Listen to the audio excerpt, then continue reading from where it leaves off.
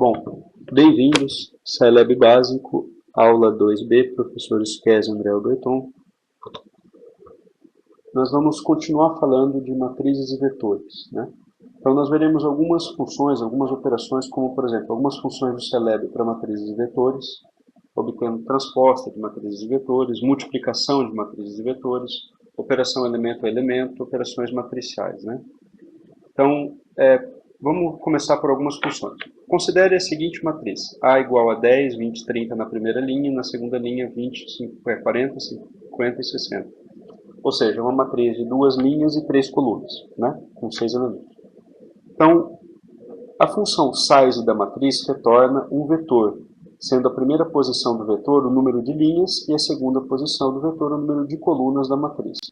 Ou seja, P igual a size de A, se a gente pedir o P, vai retornar duas linhas, três colunas, né? Aqui conforme representado, né? Nós poderíamos pegar apenas o número de linhas pedindo o primeiro elemento do size, ou seja, size A1. E aí seria o número de linhas da matriz A. Aqui no caso o resultado seria de duas linhas, é igual a 2. A função length da matriz obtém o número total de elementos da matriz, né? Então, se nós pedimos o comprimento da matriz, no caso o número de elementos, né, aquela matriz A, nós temos 6 elementos daquela matriz e o resultado de fato vai ser 6. Nós já vamos mostrar isso no Scilab. A função diag da matriz obtém um vetor contendo apenas os elementos da diagonal da matriz, né? Então, por exemplo, aqui D igual a diag de A. Aí a diag, o diagonal de A, são os elementos 10 e os elementos 50, e o elemento 50. Né? Então, D igual a 10 e 50. Vejamos isso no Scilab. Então, por exemplo, começar lá com o comando clear, clc, vamos declarar a nossa matriz 10, 20, 30, 40, 50, 60. Eu posso dar Enter, né, se eu quiser, para minha melhor visualização, tanto faz. Agora nós vamos começar, por exemplo, P igual size de A. E aí, diz P. Aí, ao executar esse cara aqui, observando o Scilab, nós vamos ter duas linhas, três colunas, como de fato eu poderia pegar apenas, deixa eu comentar esse cara, NL igual size de A, 1, né? E aí, pedir para escrever o NL. E aí são duas linhas. É o primeiro elemento ali do size, que são, no caso, duas linhas. Okay? Eu poderia pegar também P igual ao comprimento de A, né? E aí, ao pedir o comprimento de A, mandando executar, não pedir para escrever.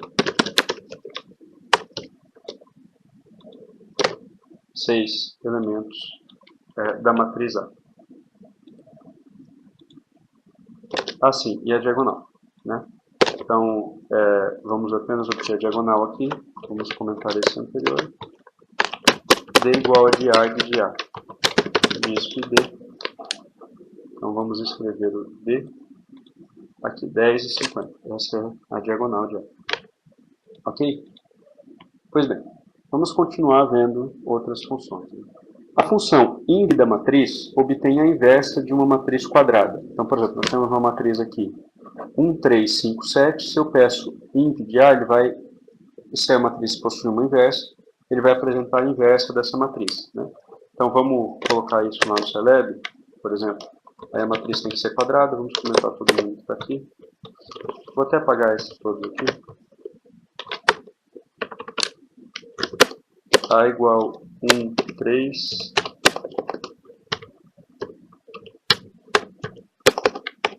5, 7, né? Então, vou pedir para escrever a inversa da matriz A.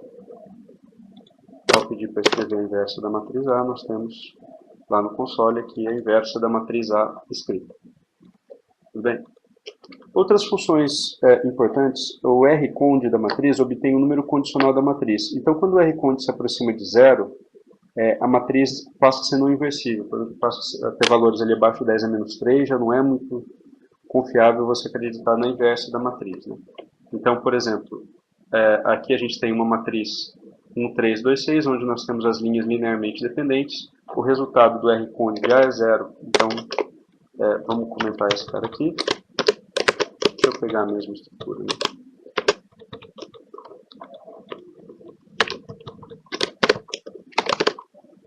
Um 3, 2, 6. Observe que a segunda linha é a primeira vezes 2.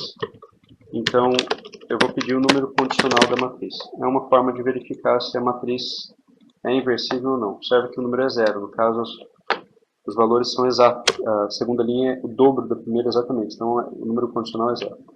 Então, tem uma outra função que é o rank da matriz, que ele vai retornar a maior dimensão quadrada com linhas e colunas linearmente independentes. É mais ou menos análogo à obtenção do R-cone, porque ele permite ver se a gente poderia inverter a matriz. Bom, ao transpor uma matriz, trocam-se as posições das linhas pelas colunas. Então, por exemplo, nós temos aqui uma matriz A, 1, 2, 3, 4, 5, 6, 7, 8, 9. Ao transpor ela, as posições, a gente vai ficar com 1, 4, 7, 2, 5, 8, 3, 6, 9. Ou seja, trocam-se as posições das linhas pelas colunas. O vetor é similar a uma matriz linha ou coluna. Ao transpor um vetor coluna, obtemos um vetor linha e vice-versa. Então, nós temos aqui B um vetor coluna, o B transposto é um vetor linha, né? Então, no Scilab, a transposição é feita pelo uso do apóstrofe, esse apóstrofezinho aqui. Então, observa que nós podemos pegar uma matriz A, 1, 2, 3, 4, 5, 6, 7, 8, 9, né? Rodar isso aqui, na verdade, pedir para escrever o A transposto. Então, vamos pedir tanto para escrever o A quanto o A transposto. Então, primeiro ele vai escrever o A e embaixo ele vai escrever o A transposto. Então, observem que aqui em cima nós temos a escrita da matriz A e aqui embaixo nós temos a matriz A transposta. Tudo bem? Bom, multiplicação de matrizes e vetores. É importante notar que, na multiplicação, as dimensões devem ser consistentes. O que a gente quer dizer com isso? Que o número de colunas da primeira matriz deve ser igual ao número de linhas da segunda. Então, aquele AKM multiplicado por BMN, observe que o número de colunas da primeira M é igual ao número de linhas da segunda, né? Esse número sendo igual a M. E a matriz resultante, ela possuirá o número de linhas da primeira matriz e o número de colunas da segunda matriz. Então, C será uma matriz de dimensão K linhas e N colunas, porque o número de linhas da primeira e o número de colunas da segunda. Por exemplo, A23 vezes B34. Isso vai resultar numa matriz 2, 4. Então, o número de linhas de A, o número de colunas de B é o resultado da matriz. Note que para que a multiplicação seja possível, o número de colunas de A, 3, tem que ser igual ao número de linhas de B, também 3. Isso aqui acontece, nesse caso, nós temos essa matriz como resultado. Note que a seguinte multiplicação seria incoerente. B, sendo uma matriz de 3 por 4, multiplicada por A por uma matriz de 2 por 3, isso é incoerente porque o número de colunas da primeira é diferente do número de linhas da segunda. Tá ok? Então, essa multiplicação é incoerente. Lembre-se que o vetor é uma matriz, linha ou coluna. Logo, a multiplicação envolvendo vetores também deve ser consistente, né? Então, nós temos aqui um exemplo. Nós temos uma matriz A 3 por 3 vezes um vetor coluna. Esse vetor tem 3 linhas e uma coluna. Observe que essa matriz é uma multiplicação consistente. Nós vamos resultar aqui num vetor 3 por 1. Se a gente multiplicasse A3 por 3 por B, vezes B1, um vetor linha, isso seria incoerente. O número de colunas de A é diferente do número de linhas de B. Então, essa multiplicação é inconsistente. O produto interno de dois vetores pode ser obtido pela multiplicação de vetores, de forma adequada. Então, por exemplo, se nós temos um vetor coluna, nós podemos multiplicar o vetor transposto vezes ele mesmo. E aí vai ficar 1 vezes 1 mais 5 vezes 5 mais 6 vezes 6, que vai dar 62. Ou seja, o resultado é apenas um número. É o número de linhas de UT vezes o número de colunas de U. O resultado final, que é um escalar, né? Então, esse é o produto interno de dois vetores. Note que se U é um vetor coluna, ao fazer U vezes U transposto, nós obteríamos uma matriz, nesse caso aqui 3 por 3. Então, multiplicar U por U transposto, nós obteríamos uma matriz conforme aqui representada. Porque nós seguiríamos ali a regra de ter um número de linhas da primeira, o número de colunas da segunda, e aqui, nesse caso, o número de linhas da primeira é 3, o número de colunas da segunda é 3, a gente obteria essa matriz como resultado.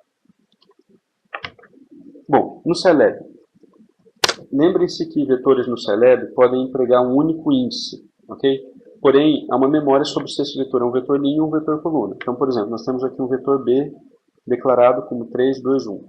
Nós poderíamos nos referir aos elementos desse vetor B como B1, B2, B3, ou dizendo ali a linha associada, né? Então, B11, B12, B13. O Celeb vai reconhecer as duas formas, né? Geralmente, a gente só usa um único valor para representar um índice de um vetor. Mas a gente tem que lembrar se esse vetor é um vetor linha ou um vetor coluna. A multiplicação de matrizes e vetores no Celeb se dá pelo asterisco. Então, por exemplo, nós podemos ir lá no Celeb e aplicar isso daqui. Nós temos, por exemplo, essa matriz A. Deixa eu colocar um vetor B 5, 6, 7. E vou pedir para escrever A vezes B. Então, observe que essa é a multiplicação envolvendo A vezes B. Então, quando a gente roda aqui, nós temos aqui o resultado da multiplicação A vezes B. Ok? Bom, sejam as matrizes e vetores. Então, nós temos aqui a matriz A, a matriz B, vetor U, vetor V. Eu vou pedir para vocês fazerem esses exemplos, né? Verifique se a multiplicação é coerente e se sim, efetue as contas.